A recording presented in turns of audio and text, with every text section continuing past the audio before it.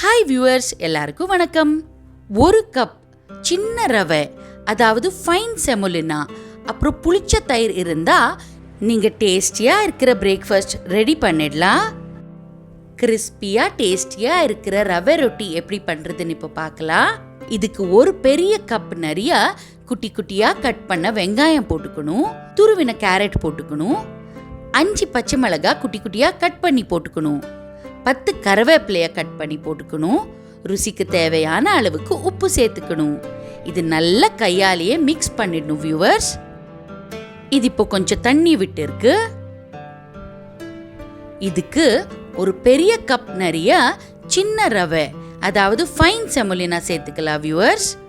1 spoon ஜீரகத்தை சேர்த்துக்கலாம். நிறைய கொத்தமல்லியை குட்டி குட்டியாக கட் பண்ணி போட்டுக்கலாம். இது ஸ்பூனாலேயே மிக்ஸ் பண்ணணும் வியூவர்ஸ். இதுக்கு 1 கப்பு புளிச்ச தயிர் சேர்த்துக்கலாம் வியூவர்ஸ். தயிர் புளிக்கலைன்னா நீங்கள் நார்மல் தயிர் கூட சேர்த்துக்கலாம். ஆனால் ரவை ரொட்டிக்கு புளிச்ச தயிர் சேர்த்தா ரொம்ப டேஸ்டியாக இருக்கும் வியூவர்ஸ். நல்லா பிசைஞ்சிருக்கேன். 1/2 hour எடுத்து வச்சிடலாம். இப்போ 1/2 மணி நேரம் ஆயிடுத்து வியூவர்ஸ். இது கொஞ்சம் ஸ்டிக்கியாக இருக்குது. இதனோட பதம் கரெக்டாக இருக்குது. ஒரு தவா எடுத்துட்டு 1 ஸ்பூன் எண்ணெயை தடவணும். இந்த மாதிரி ஒரு பெரிய உருண்டை மாவு எடுத்துட்டு கையாலே மெலிசா தவா மேலே தட்டணும் வியூவர்ஸ். உங்ககிட்ட வாழை இலை இருந்ததுன்னா நீங்கள் வாழை இலை மேலே தட்டிட்டு தவா மேலே போடலாம் வியூவர்ஸ். கையை கொஞ்சம் ஈரம் பண்ணிட்டு நல்லா ஸ்ப்ரெட் பண்ணணும். அப்படி பண்ணால் ரவா ரொட்டி கிறிஸ்பியாக வரும். 1 ஸ்பூன் எண்ணெயை சேர்த்துக்கலாம். ஹை ஃப்ளேம் மேலே இதை வைக்கணும்.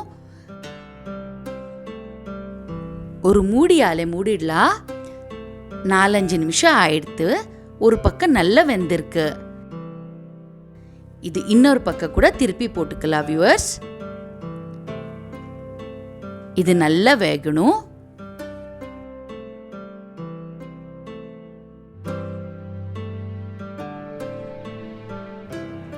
ரவா ரொட்டி ரெடி ஆயிடுத்து. மீண்டும் சந்திப்போம் அடுத்த ஒரு ஹெல்தி அண்ட் டேஸ்டி ரெசிபியோட. Until then, stay safe, stay healthy. Bye-bye.